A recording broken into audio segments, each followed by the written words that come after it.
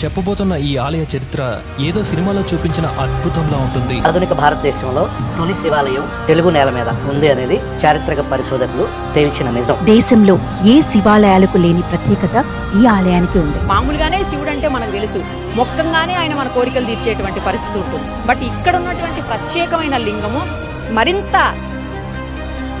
స్వర్ణముఖి నది కూడా స్వామివారికి కూడా ప్రతి 60 సంవత్సరాలకు ఒకసారి భూగర్భ మార్గం ఉన్నబట్టి స్వామివారికి అభిషేకం అవుతుంది. ఇక్కడ ఈ రోజు మనం చూడబోయే శివలింగం చాలా ప్రాచీనమైనది అండ్ చాలా ప్రత్యేకమైనది. ఎందుకంటే మీరు ఇండియాలోనే కాదు, ప్రపంచవ్యాప్తంగా ఎక్కడ కూడా ఇట్లాంటి శివలింగాన్ని మీరు చూస్తుండరు.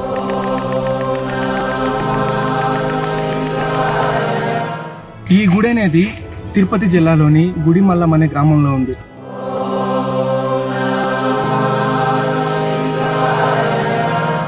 ఈ శివాలయం భారతదేశంలోని మొట్టమొదటి శివాలయం. 1954లో భారత పురావస్తు శాఖ ఆర్కియాలజికల్ సర్వే ఆఫ్ ఇండియా ద్వారా ఈ ఆలయంలో పరిశోధనలు జరిపింది. ప్రస్తుతం ఈ ఆలయం ASI కంట్రోల్లో ఉంది. 1911లో గోపీనాథ్ రావు అనే ఆర్కియాలజిస్ట్ ఇక్కడ పరిశోధనలు చేసి ఈ ఆలయాన్ని వెలుగులోకి తీసుకుని వచ్చాడు. ఆ పరిశోధనలో తెలిసింది ఏంటి అంటే ఇది క్రీస్తు పూర్వం 2 లేదా 3వ శతాబ్దపు కాలానికి చెందిన ఆలయం అని. అంటే 2000 సంవత్సరాల పురాతనమైనది ఈ గుడి. ఈ ఆలయ నిర్మాణం అనేక దశలలో జరిగింది. పల్లవులు, చాళుక్యులు, చౌలులు, విజయనగర రాజులు, ఇలా ఒక్కొక్క టైం పీరియడ్లో ఈ ఆలయం అభివృద్ధి జరిగింది. ఇప్పుడు మీరు చూస్తున్న ఈ కుమారస్వామి విగ్రహం ఎంతో ప్రత్యేకమైనది. ఎక్కడ ఏ గుడిలో లేని విధంగా ఈ విగ్రహానికి 6 ముఖాలు ఉండి నెమలి వెనక్కి తిరిగి ఉంటుంది. ఈ ఆలయ నిర్మాణం అనేక దశలలో జరిగింది. పల్లవులు, చాళుక్యులు, చౌలులు, విజయనగర రాజులు, ఇలా ఒక్కొక్క టైం పీరియడ్లో ఈ ఆలయం అభివృద్ధి జరిగింది. ఇది భారతదేశంలోనే మొట్టమొదటి సూర్య భగవానుడి విగ్రహం అని ఇక్కడ ఉన్న వాళ్ళందరూ చెప్తారు. ఇక్కడ ఉన్న మరో అరుదైన విశిష్టత ఏంటి అంటే ప్రతి 60 సంవత్సరాలకు ఒకసారి శ్రీకాళహస్తి నుండి స్వర్ణముఖి నది రహస్య భూమార్గం ద్వారా ఇక్కడికి వచ్చి శివలింగం రూపంలో ఉన్న త్రిమూర్తులకు అభిషేకం చేసుకుని వెళ్తుందట. అదే విధంగా సంవత్సరానికి ఒకసారి సూర్యకాంతి గుడి ధ్వజస్తంభం ద్వారా నేరుగా గర్భగుడిలోకి వచ్చి శివలింగం యొక్క పై భాగాన్ని తాకుతుందంట. ఈ ప్రక్రియ మొత్తం 14 రోజులు జరుగుతుంది. ఉజ్జయినిలో దొరికిన క్రీస్తు పూర్వం 3వ శతాబ్దపు రాగి నాణేలపై లింగ చిత్రాలు ఉన్నాయి. అవి గుడిమల్లం శివలింగాన్ని పోలి ఉన్నాయి. అండ్ మధురా మ్యూజియం లో ఉన్న క్రీస్తు పూర్వం 3వ శతాబ్దపు శిల్పం కూడా గుడిమల్లంలో ఉన్న శివలింగం రూపంలో ఉంటుంది. దీని ద్వారా ఈ శివలింగం యొక్క శిల్పకళ చాలా పురాతనమైనదని నిర్ధారించబడింది. అంతేకాదు గుడిమల్లంలో ASI త్రవ్విన తవ్వకాల్లో అక్కడ మట్టిలో పురాతనమైన కొండలు అండ్ పంచ్ మార్క్డ్ కాయిన్స్ అంటే ముద్ర వేసిన నాణేలు దొరికాయి. పల్లవులు 6 నుండి 7వ శతాబ్దపు మధ్య కాలంలో గర్భగుడిని బలపరిచారు. చాళుక్యులు, చౌలులు 8 నుండి 12వ శతాబ్దపు మధ్య కాలంలో మండపాలు కట్టించారు. విజయనగర రాజులు 14 నుండి 16వ శతాబ్దపు మధ్య కాలంలో బాహ్య గోపురం అంటే ప్రవేశ ద్వారాన్ని నిర్మించారు.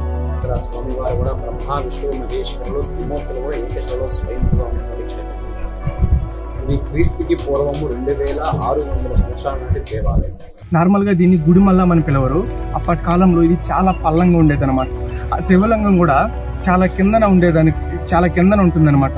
సో అందుకే దీన్ని గుడి పల్లాంగా పిలిచేవారు. కాలక్రమేణా ఇది గుడి మల్లాంగా మారింది. ఈ గుడినే పరశురామేశ్వర స్వామి ఆలయం అని కూడా అంటారు.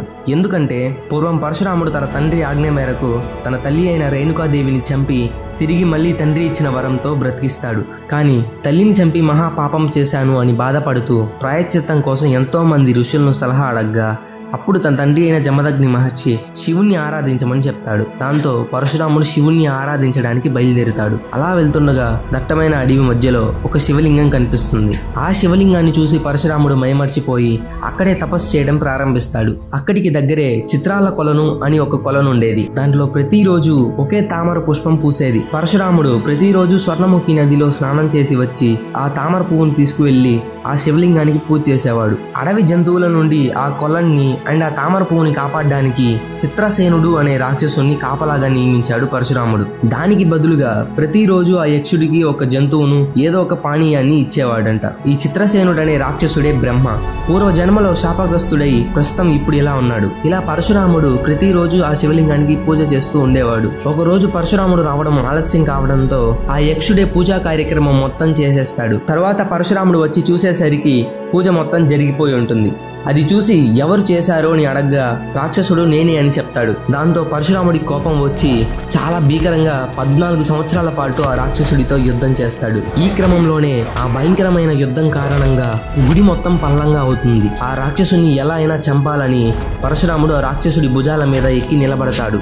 రాక్షసుడు ఆ బరువుని మోయలేక పరమశివుని ప్రార్థించగా శివుడు ప్రత్యక్షమయ్యి తమ భక్తికి మెచ్చి ఇద్దరిని తనలో ఐక్యం చేసుకుంటాడు. అందుకే ఈ ఆలయాన్ని పరశురామేశ్వర స్వామి ఆలయం అని కూడా అంటారు. గుడి బయటికి వెళ్ళి గుడి గోపురం చూసినా, గుడి లోపల గర్భగుడి చూసినా, ఏనుగు కూర్చున్నటువంటి వెనకాల భాగం గజపృష్ఠాకారం కలిగి ఉంటుంది. ఈ ఆలయం యొక్క గర్భగుడి వెనక భాగం అర్ధ చంద్రాకారంలా ఉంటుంది. ఇది బౌద్ధ మందిరాల శైలిని పోలి ఉంటుంది. ఇటువంటి ఆలయాలు క్రీస్తు పూర్వం 4వ శతాబ్దంలో కనిపిస్తాయి.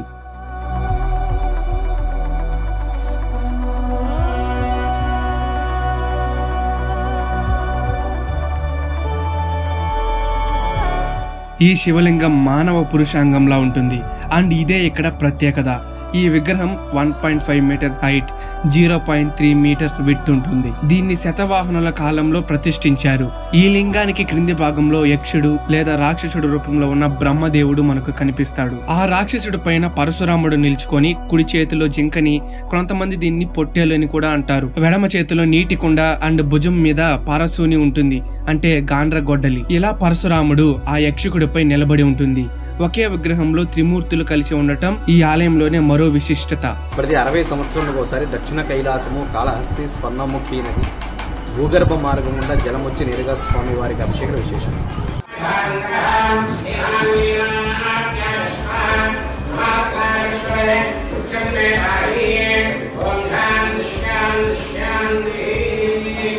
సృష్టి స్థితి లయకారకులు ముగ్గురు కూడా ఏకశిలలో స్వయం దేవాలయం.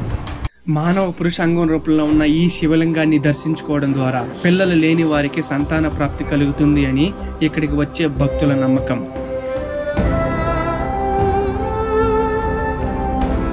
ఇక్కడ మనకు ఈ ఆలయానికి సంబంధించిన శాసనాలు కనిపిస్తాయి. 9 నుండి 10వ శతాబ్దం వరకు ఇచ్చిన భూములు, డబ్బులు, పశువులు లాంటివి వివరాలు ఇచ్చినట్టు ఇక్కడ శాసనాల్లో నమోదయ్యాయి. 1127 CEలో విక్రమచోళుడు అనే రాజు ఈ ఆలయాన్ని పూర్తిగా తిరిగి నిర్మించాడని ఇక్కడ ఉన్న ముఖ్యమైన శాసనం చెబుతుంది. తర్వాత కాలంలో విజయనగర రాజులు, స్థానిక రాజులు, చివరికి 1801 CE వరకు కూడా ఇక్కడ ఒక శాసనం ఉంది. ఇవన్నీ కూడా వీటి ఆధారాలు. ఇది కేవలం ఒక మతపరమైన ఆలయం కాదు, శిల్పకళ చరిత్రలో ఒక మైలురాయి.